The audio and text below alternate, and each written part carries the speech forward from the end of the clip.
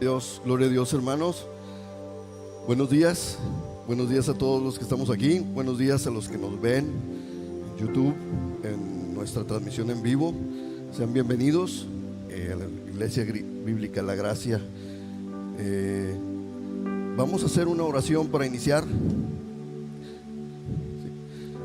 Padre, te damos muchas gracias por este día. Bendito seas, Yahweh, nuestro Dios, nuestro eterno Creador del cielo y de la tierra, porque nos permites estar en este lugar alabándote y bendiciéndote, Padre. Bendito seas, Yahweh, nuestro Rey eterno, que nos permites, Padre, tener tu palabra entre nosotros para poder estudiarla y poder vivir conforme a lo que a ti te agrada que hagamos y evitar, Padre, lo que a ti te desagrada que hagamos. Bendito seas, Yahweh, porque nos permites, Padre, estar reunidos, estar juntos, alabándote y bendiciéndote. Da luz, Padre Santo, a tu siervo. Dame palabras, Padre, para poder bendecir y porque nuestros hermanos salgan bendecidos, que puedan llevarse en sus corazones tu palabra, Padre. Que toda palabra que sea ociosa o que no sea de parte tuya, Padre, que caiga en tierra y que sea pisoteada, Padre. Pero que toda palabra, Padre, que sea de tu boca, que sea de parte tuya, que sea sembrada en los corazones de mis hermanos y que dé fruto, Padre. Te lo pido todo esto en el nombre de Yahoshua, nuestro Mesías, Redentor y Salvador. Amén.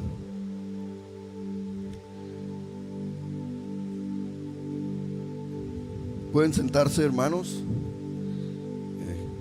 Otra vez les doy la bienvenida a nuestra congregación, Iglesia Bíblica La Gracia, en este día domingo. También quiero dar la bienvenida a los que nos ven en YouTube.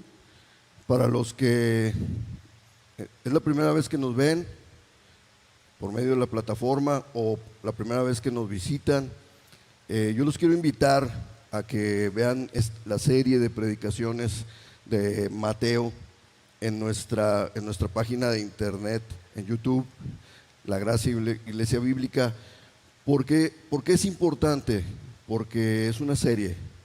Todo tiene un contexto, y el contexto de lo que vamos a ver hoy es lo que vimos el domingo pasado y lo que hemos estado viendo los domingos anteriores. Entonces es importante que tengamos ese contexto para poder entender o para poder llevar el hilo de lo que vamos a ver hoy y lo que vamos a ver los próximos domingos. Es importante. Y en esa misma idea, nuestro tema de hoy es nuestra influencia. Y yo quisiera remontarme a la predicación pasada. Yo quisiera remontarme a 2 versículos en los que del término de la predicación pasada, que se me hacen muy importantes como contexto a lo que es la palabra de este día. Los versículos que vemos los anteriores tienen mucho que ver con lo que vamos a ver y lo vamos a entender conforme vamos a ir leyendo los próximos versículos. En el versículo 11 de Mateo 5:11 dice así: dichosos cuando los desprecien y los persigan y digan cualquier cosa mala contra ustedes falsamente por causa de mí. Alégrense, el versículo 12, alégrense entonces y regocíjense en gran manera, porque su recompensa es grande en el cielo, porque así persiguieron a los profetas que fueron antes de ustedes. A los profetas que fueron antes de ustedes. Aquí hay algo interesante. Jesús en las predicaciones pasadas vimos que le estaba hablando de las bienaventuranzas.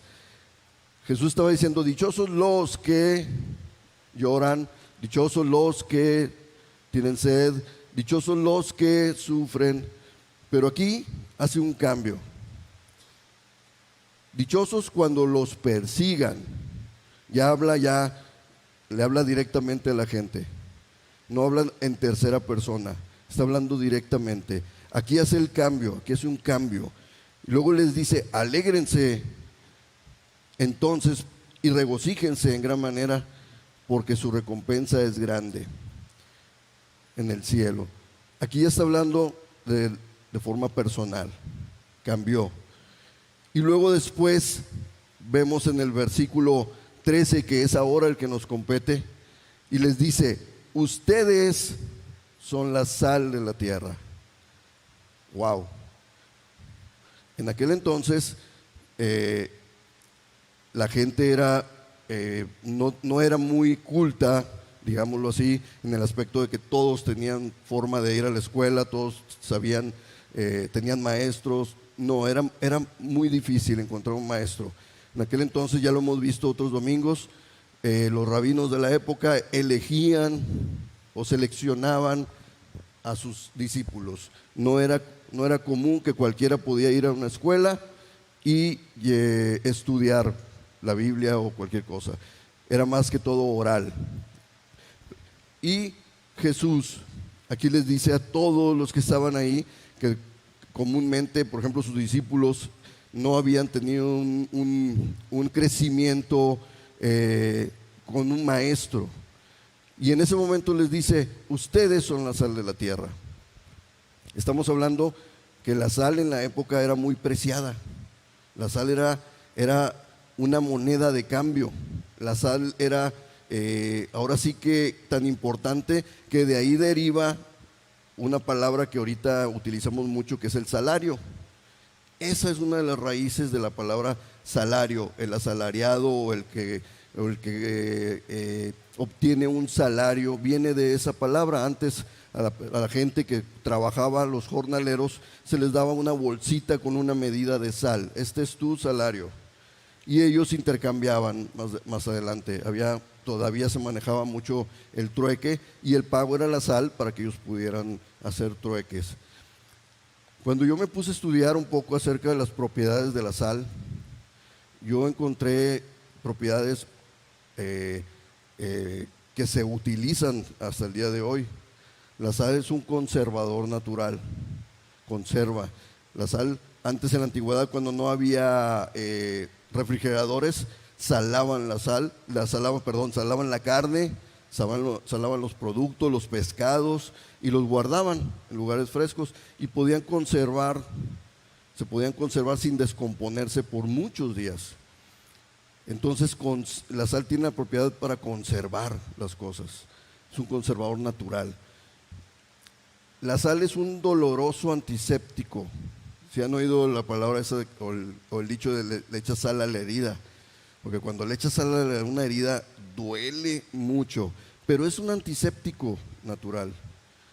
La sal tiene propiedades que no permite que los organismos o los microorganismos se reproduzcan, los seca, les quita toda su humedad y los seca. No pueden sobrevivir en un ambiente salino, en un ambiente con sal. Entonces tiene propiedades antisépticas. La sal tiene como la forma que más la conocemos, tiene unas propiedades que potencia el sabor. La sal, cuando yo le echo algo a una carne o a un caldo que no tiene mucho sabor, esa sal lo que hace es potenciar el sabor y le extrae todos los sabores que tiene ese alimento y los potencia. Sabe, ahora sí sabe, dice la gente, ¿verdad? Entonces tiene propiedades. En los versículos anteriores, Jesús compara a las personas con los profetas. Los profetas, no sé si recuerdan en algún momento en las predicaciones, ¿qué función tenían los profetas? ¿Cuál era la función? ¿Cómo se distinguían los profetas? Si ustedes ven los profetas en la antigüedad, en la Biblia, tenían básicamente 3 funciones, la labor del profeta. Ahorita en tiempos modernos creemos que un profeta es el que predice el futuro, pero cuando lo vemos a la luz de las Escrituras, el profeta no es el que predice el futuro. El profeta es el que llega y habla para adelante. El profeteia en griego es el que habla para adelante.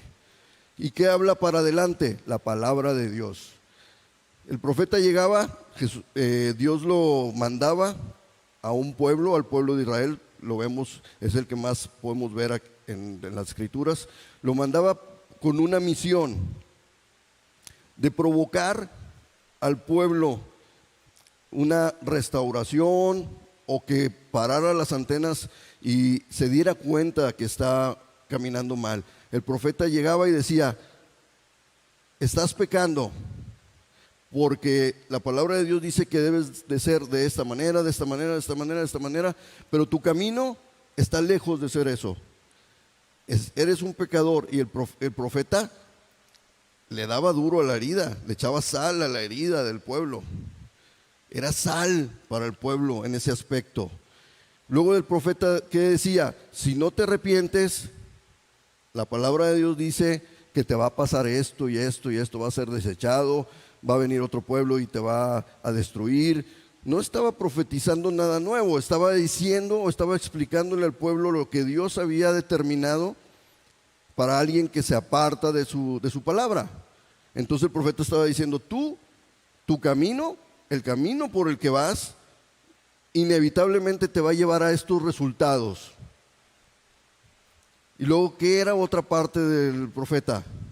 Pero si te arrepientes, Dios sanará tus heridas, Dios te apapachará, Dios te retomará entre sus alas. Consolaba.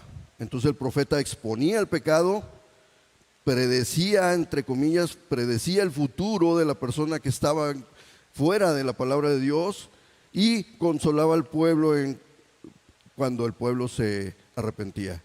Eso es el profeta. Era sal de la tierra. Exponía, conservaba la palabra de Dios en su corazón para poder detectar que el pueblo estaba fuera de control. Y luego después, ¿qué hacía? Iba y le echaba sal a ese pecado, y el pecado cobraba ahí su reacción dolorosa. Por eso los profetas eran perseguidos, porque hablaban directo. Era directo: estás mal por esto. Y a los reyes no les gustaba, al pueblo no le gustaba que le dijeran que estaban mal, y eran perseguidos y eran a veces muertos. Jesús, en el momento que nos está diciendo: ustedes son sal de la tierra. Wow, nos está comparando directamente con un profeta, que debemos de conservar la palabra de Dios dentro de nuestros corazones. Debemos exponer el pecado, así sea doloroso, y debemos ser para que el sabor de la palabra de Dios sea expuesto, sea potenciado. Eso es parte del ser sal de la tierra. Eso es parte de esa comparación que Jesús nos hace como profetas, por la labor que funge un profeta. Después dice, más adelante: pero si la sal pierde su sabor, ¿con qué salará?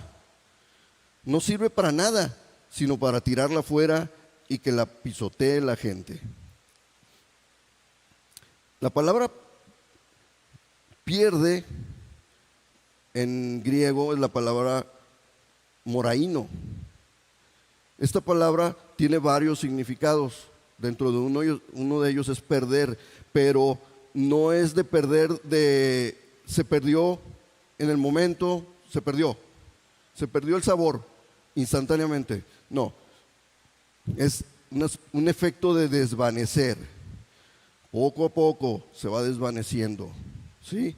Pero si la sal pierde sus propiedades. Ahora, aquí hay algo muy interesante, porque haciendo mi investigación pude encontrar que la sal no pierde propiedades de forma natural.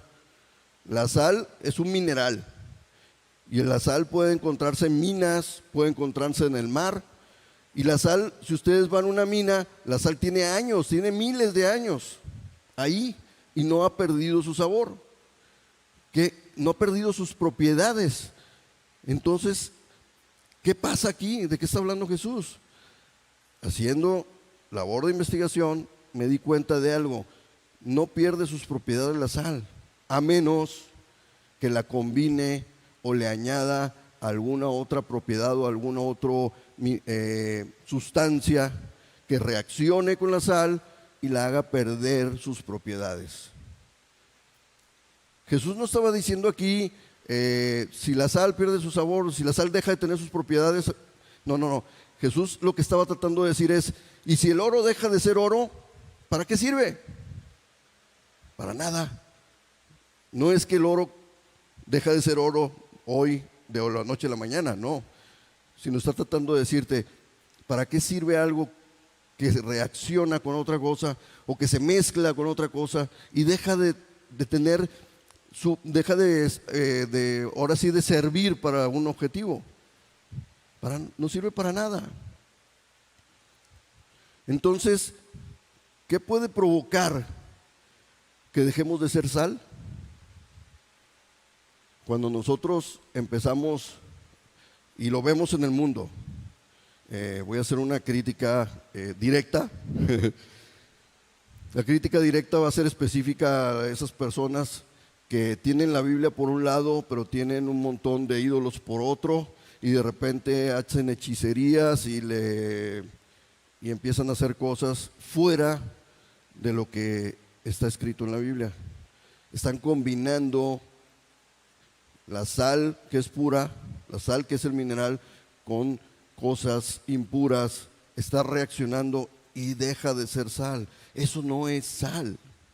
Eso no puede ser palabra de Dios. Eso no puede ser de bendición para nadie. No tiene sabor eso. Debemos de usar la sal pura para que realmente sus propiedades nos beneficien. No debemos contaminar la palabra de Dios.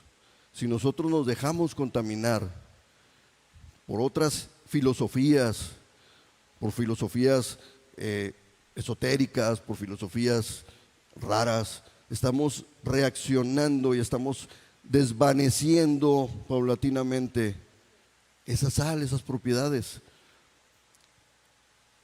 No podemos hacer eso. Debemos de mantener, debemos de conservar la palabra de Dios tal cual lo dice Dios. Esa es una de las enseñanzas que yo puedo ver que Jesús está prácticamente diciéndole a las personas: ustedes son la sal, ustedes fungen como una labor de profeta en la tierra, pero si se combinan con otras filosofías e ideas, van a desvanecer su sentido y su sabor. Manténganse puros, que ese mineral sirva para lo que realmente es. Y luego después Jesús hace otra alegoría y nos compara a sus discípulos, como lo vemos en el versículo 14. Dice: ustedes son la luz del mundo. Wow, Jesús cada vez está más fuerte. ¿Ustedes se acuerdan en la palabra de Dios en qué se compara la luz? Yahweh es mi luz y mi salvación, ¿de quién temeré? Y luego dice: lámpara es a mis pies tu palabra y lumbrera mi camino. La palabra de Dios es luz. ¿Qué nos está diciendo aquí Jesús? Yo vi un proverbio que está como anillo al dedo. Es el Proverbios 4:18. Dice Proverbios 4:18: la senda de los justos es como la luz del alba, que aumenta su brillo hasta el mediodía. La senda de los justos. La palabra ahí justo en hebreo es tzadik. La palabra tzadik es alguien que va derecho, que no se aparta, que se mantiene ahora sí que caminando conforme a derecho, conforme a lo que ahora sí que en ese momento la ley exigía. Dice, tzadik es lo mismo, lo encontramos en el griego, en la Septuaginta, que es la traducción a griega del Antiguo Testamento, la Septuaginta, lo traduce como dikaios o dikaiosune. La palabra dikaios es similar completamente a la palabra tzadik en hebreo y quiere decir que se ajusta a derecho, que sigue la regla, que se mantiene caminando conforme a las reglas establecidas, ya sea religiosas, ya sea espirituales, pero se mantienen esas reglas. En este caso, ustedes son la luz del mundo. ¿Por qué? Porque se mantienen caminando conforme a las ordenanzas y reglas que Dios estableció para nuestra vida. Eso es un justo. Cuando vemos en su palabra que debemos de amar a nuestro prójimo, es justo. ¿Por qué? Porque si yo amo a mi prójimo, yo siempre doy el mismo ejemplo. El mismo ejemplo lo van a oír siempre. Si yo salgo de mi casa y veo que mi vecino tiene una llanta ponchada, la palabra de Dios dice que debo de ir y decirle: vecino, ¿le puedo ayudar en algo? Me obliga la palabra de Dios a preguntarle si necesita mi ayuda. Ya si el vecino me dice: no se preocupe, ok, estoy obrando en justicia, estoy siendo justo. Conforme voy caminando en mi día, si me encuentro algo tirado, volteo, le pregunto a una persona: ¿es de usted? ¿Se le cayó esto a usted? Vaya, no hago la tachita y me lo quedo.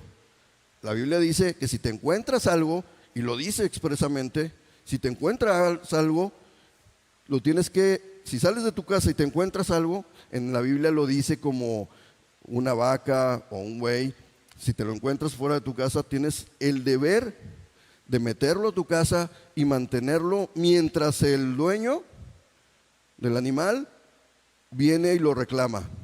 Entonces tú tienes el deber de devolvérselo. Si alguien te prestó una podadora, tienes el deber de cuidarla hasta que el dueño o hasta que la regreses, pero la tienes que cuidar, no puedes maltratarla.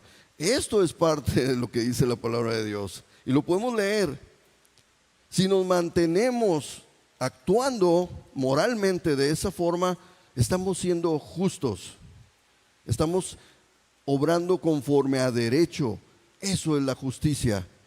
Entonces, la senda de los justos es como la luz del alba, que aumenta su brillo hasta el mediodía. Y luego después, viendo este proverbio, vemos la segunda parte del versículo que dice: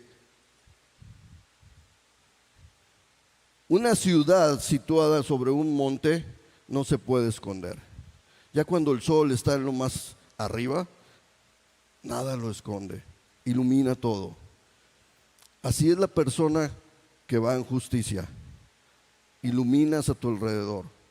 No sé si han visto un video, de hecho ya se han hecho varios y se han hecho virales, de seguro lo han visto, que una persona va caminando y de repente hace una obra buena y esa persona le da las gracias y otra persona lo ve y esa otra persona lo ve y se asombra y luego cuando va caminando esa otra persona ve algo y le ayuda a otra y se empieza a hacer una cadena de ayudas porque yo vi que una persona ayudó a otra persona, a mí me incita a ayudar a otra persona. Bueno, eso debemos de ser nosotros y lo dicen las Escrituras.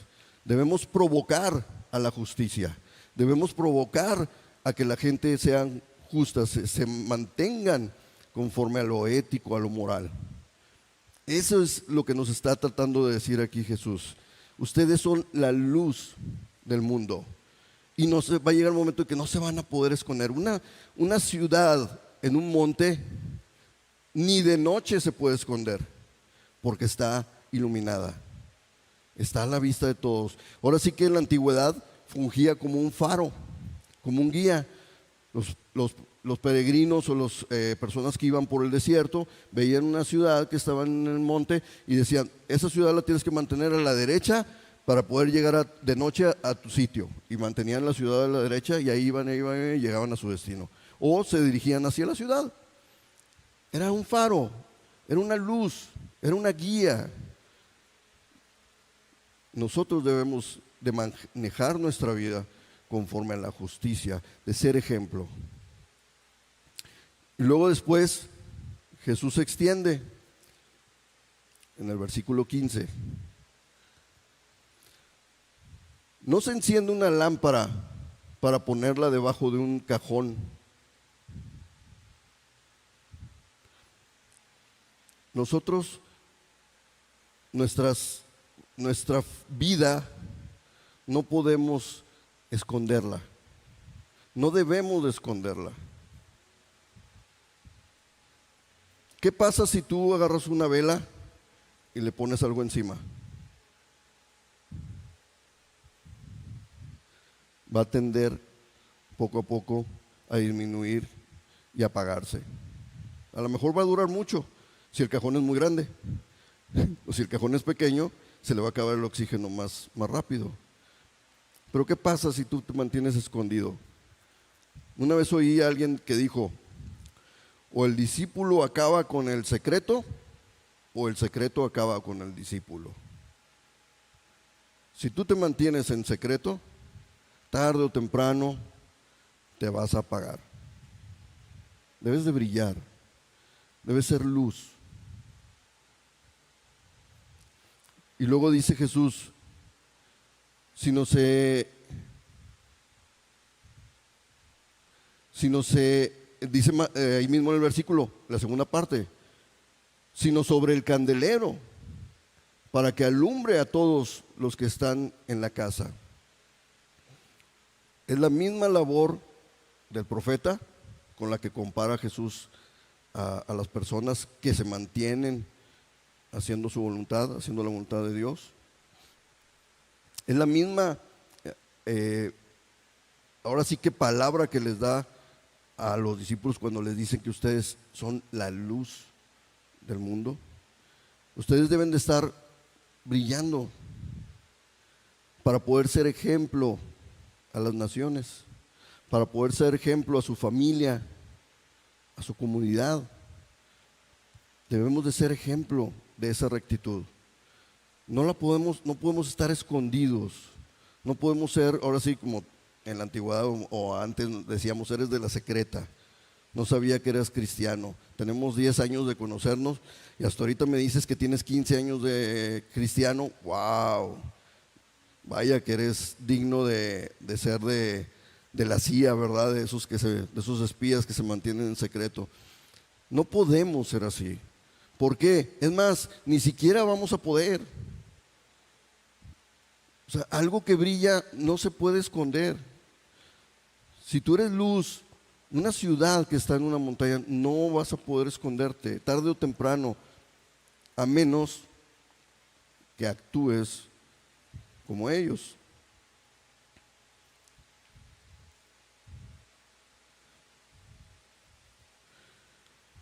Y luego ya vamos al versículo 16. Dice: así debe alumbrar la luz de ustedes delante de la gente. ¿Cómo? Como puesta en un candelabro, el versículo anterior. Así esa luz que se mantiene en una parte alta para poder alumbrar, dice Jesús, así debe alumbrar la luz de ustedes delante de la gente. No podemos escondernos. Nuestra justicia y la verdad de Dios tiene que estar en nosotros. Ahora sí que mucha gente, yo he oído que dice: oye, tú tienes algo diferente. La gente debe de poder distinguirnos por algo diferente. Ahora, ¿qué pasa a la gente diferente en este mundo? Y más ahora, con tantas ideologías que se está viendo. Somos extraños en este mundo. Somos raros. Somos raros. Ahora sí que somos especie de peligro de extinción, en peligro de extinción. Porque cada vez las ideologías están infiltrándose hasta en las iglesias. Ya hay iglesias desde iglesias muy conservadoras. He oído de iglesias conservadoras que aceptan los matrimonios igualitarios, matrimonios gays. He oído de iglesias muy conservadoras que aceptan la homosexualidad. He oído de iglesias muy conservadoras que están aceptando el aborto. Se están asimilando, están perdiendo ese sabor. Y está sucediendo, es una realidad. Nosotros podemos verlo como algo extraño, pero está sucediendo. En Europa, ya la sociedad europea, ya todo esto de lo que es la igualdad de género y todo este tipo de corrientes, ya es parte de su vida diaria y están dando un paso más. Ellos ya están, en unos países ya están aceptando la pedofilia o el matrimonio entre unas personas adultas y niños menores de 15, 14, 13 años. Claro, le pusieron un límite de edad, ¿verdad? Mayores de 11 años. Pero, ¿qué está pasando? ¿Qué está pasando en el mundo? El mundo se está deteriorando, pero yo me acuerdo antes, hace 30, 40 años, que las modas cambiaban a veces cada 2, 3, 4 años, que las filosofías, su recorrido entre la gente era lenta. El recorrido de una filosofía era lenta. Para cuando tú sabías de esa filosofía pues ya tenía algo de tiempo por ahí. Decías tú, qué interesante, déjame oírla. Las modas, no era tan fácil cambiar. Me acuerdo los coches, hasta diciembre presentaban el modelo, por ejemplo en nuestro caso el 2021, no, hasta diciembre, o a veces hasta enero presentaban el modelo nuevo del 2021. Ahora, ya en enero, febrero ya estamos viendo que ya está el modelo número del año 2023, 2024. Ya hay diseños previos, ya hay diseños adelantados y ya se están presentando. Porque las cosas van fluyendo muy rápidas. El cristiano no se da cuenta de los cambios de filosofía, de los cambios de mentalidad tan radicales y tan sutiles que las estamos poco a poco aceptando como normales. Los cambios han sido tan rápidos que no nos dan tiempo de analizarlos, no nos dan tiempo de meditarlos y muchas veces por no ir contra la corriente las aceptamos. No podemos hacer eso. No podemos, tenemos que sentarnos, analizar la palabra de Dios, ver que si esa idea está conforme a la palabra de Dios, la estudiamos pacientemente y la aceptamos o la rechazamos. Eso es lo que debe de ser en la iglesia. Debemos de estudiar los filosofías que están por ahí, analizarlas escrituralmente y si realmente es palabra de Dios, aceptarlas. Yo siempre lo he dicho, cuando me invitan a exponer una idea o cuando me invitan a dar una presentación, yo les digo, desde ahorita les digo, todo lo que yo diga, analícenlo. Todo lo que yo diga tiene que estar conforme a las Escrituras. Si alguien ve que algo de lo que digo está en contra de las Escrituras, háganmelo saber. Se los voy a agradecer. ¿Por qué? Porque es muy fácil infiltrar o es muy fácil decir filosofías raras, huecas. Y es difícil mantenerse en la línea de lo escritural, porque las corrientes te están jalando. Es como cuando vas al mar y quieres caminar en el mar, la corriente te trata de llevar para todas partes. Así es este mundo. Si no te afirmas, si no te estás firme, la corriente te va a llevar. Ahora sí, no podemos, el cristiano, decir vamos a nadar de muertito para donde la corriente nos lleve. No podemos. En estos tiempos es muy peligroso nadar de muertito, porque para cuando acuerdas te lleva a un lugar donde no vas a poder regresar. Es muy fácil perder el rumbo en este mundo que está cambiando tan radicalmente y tan rápidamente. Las filosofías, las ideas se están mezclando. Antes había filosofías bien localizables, bien localizadas. Los budistas, los hinduistas, los cristianos, con todas sus ramificaciones, pero los cristianos tenían más o menos un mismo sentir. Eran muy localizables. Ahorita se están fusionando tanto todas esas ideas. Hay una amalgama, hay una, ahora sí, ¿cómo se le llama? Tiene un nombre en un aspecto bíblico. Hay un sincretismo teológico, hay un sincretismo entre ideas, entre filosofías, que es muy fácil tomar una idea como una verdad. Sin querer estamos mezclando esa sal y va a perder su sabor. No podemos hacer eso. Es muy fácil en estos tiempos perder el rumbo. Mantenernos en justicia es estar viendo la palabra de Dios, de lo que Dios dice que es bueno y de lo que Dios dice que es malo, y mantenernos en esa justicia. Eso es el ser justo. No es algo místico. Dios nos justifica y nos da la posibilidad por medio de Jesucristo de poder mantenernos en su palabra. Pero tenemos la posibilidad por medio de Jesús de mantenernos firmes en su palabra. Tenemos esa ayuda que es el Espíritu de Dios, es el Espíritu Santo en nuestros corazones, que nos da luz y que nos lleva a toda justicia. Tenemos esa ventaja. Y luego después, la otra parte del versículo 16 dice, vamos a leer completo el versículo para no perder la idea, dice: así debe alumbrar la luz de ustedes delante de la gente, para que vean sus buenas obras y glorifiquen a su Padre que está en el cielo. La palabra que viene aquí, griega, de buenas obras, es kalos. Para traducir la palabra bueno, en el griego hay dos palabras diferentes.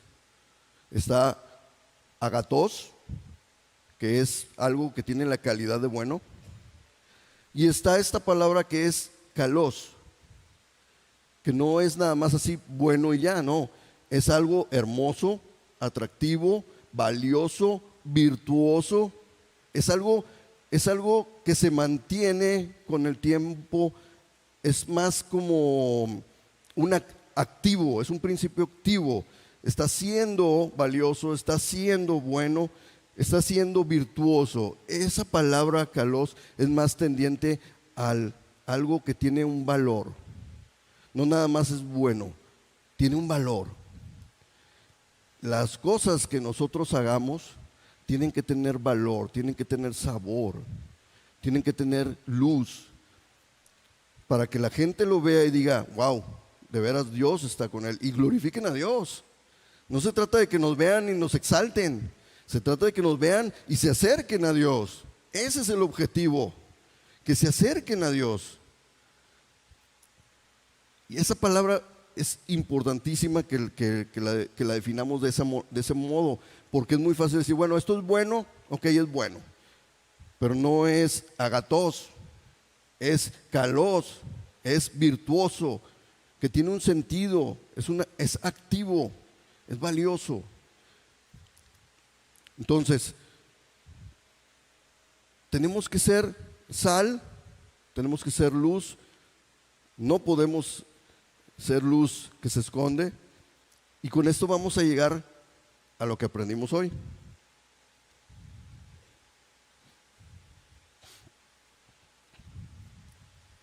El primer punto que puedo ver es: un hijo de Yahweh tiene las propiedades de la sal.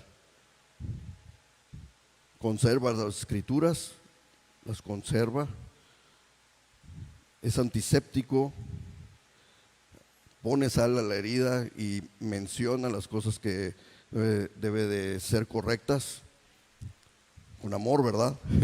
No vayamos a hacerlo con odio ni nada. No, es que tú como yo he sí lo he experimentado, que de repente viene alguien y dice, es que tú, y ay, más que ayudarte a pararle las orejas y decir, oye, realmente estoy mal, no, se ve que es, y a uno rechaza, ¿verdad?, esa situación. No, con amor. Y potenciar el sabor. En este caso, potenciar el sabor de la palabra de Dios con nuestros actos.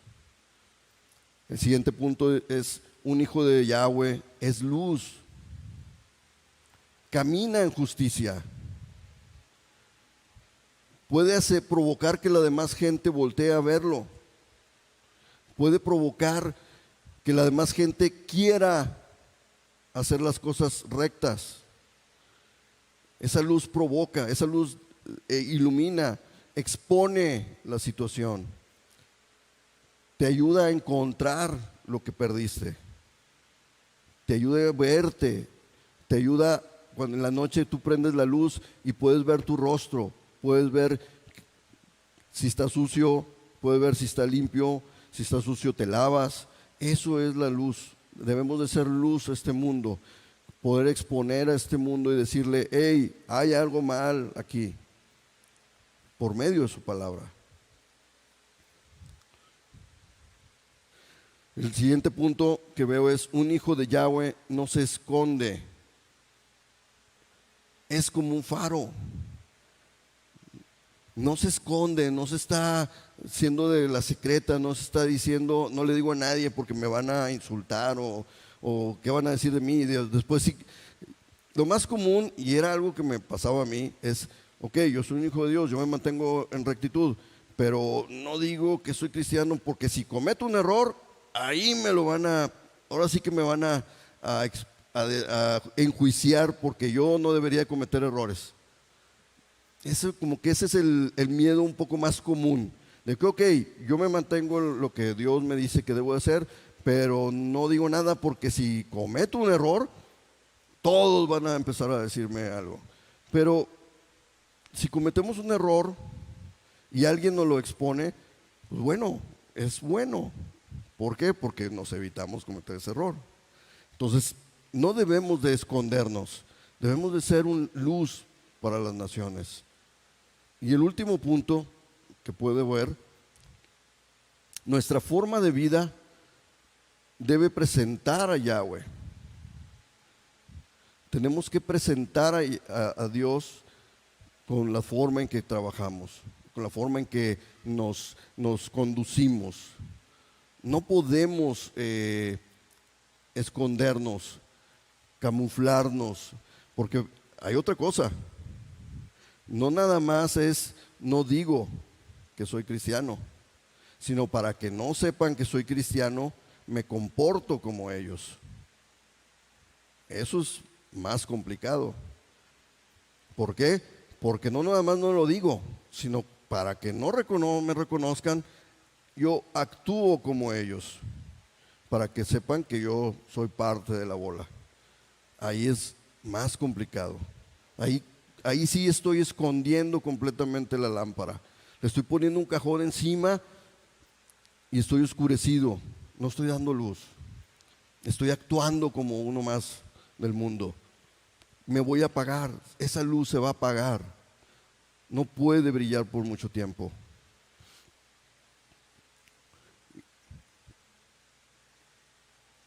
Y luego, hermanos, ahora vamos a pasar a las preguntas. Vamos a confrontarnos un poco, vamos a meditar un poco en las preguntas y vamos ahora sí a hacer una introspección, ¿verdad? Igual si quieren, si gustan ponerse en pie para las preguntas, para meditar.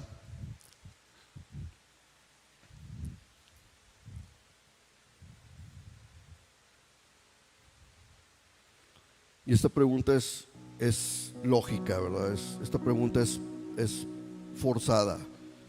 ¿Vivimos como quien es sal? ¿Podemos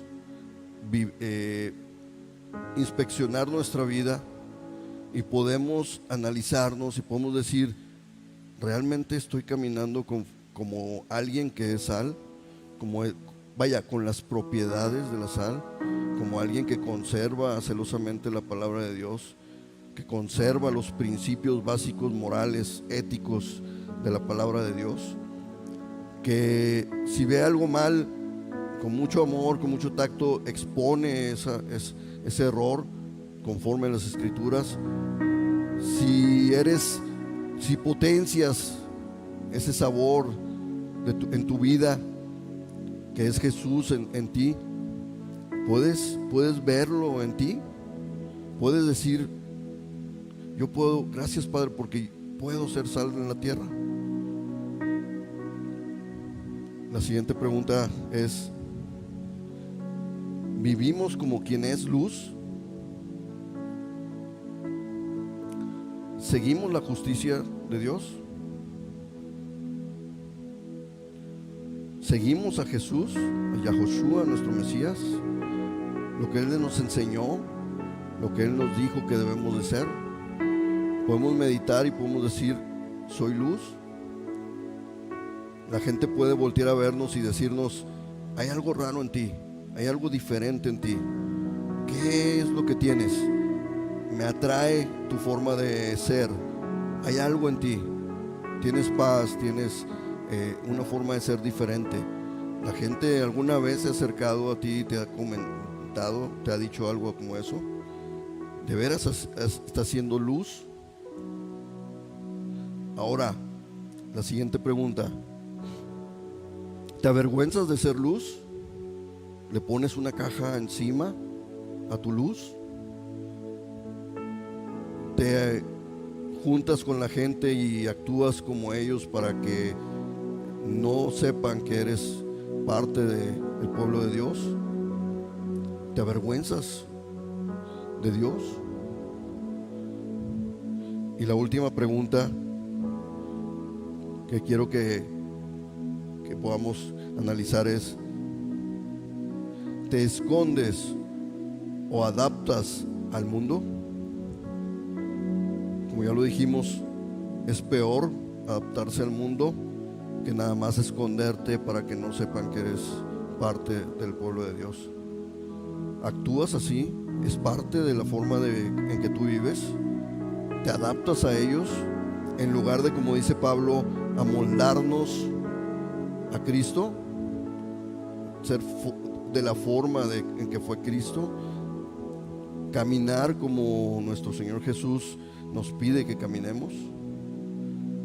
En lugar de hacer eso, constantemente te adaptas a como el mundo vive, que es peligroso en estos días. Les dejo las preguntas, hermanos, para que mediten durante la semana y podamos analizar lo que Jesús nos está diciendo cuando nos dice que somos sal, que somos luz, que somos una lámpara. Cuando nos dice todo eso, Jesús, ¿qué es lo que debemos ser en este mundo? ¿Cómo debemos de caminar en este mundo para poder realmente ser como Jesús nos dice que debemos ser? Vamos a orar, hermanos. Yo los doy unos segundos para que ustedes oren y luego después yo voy a orar.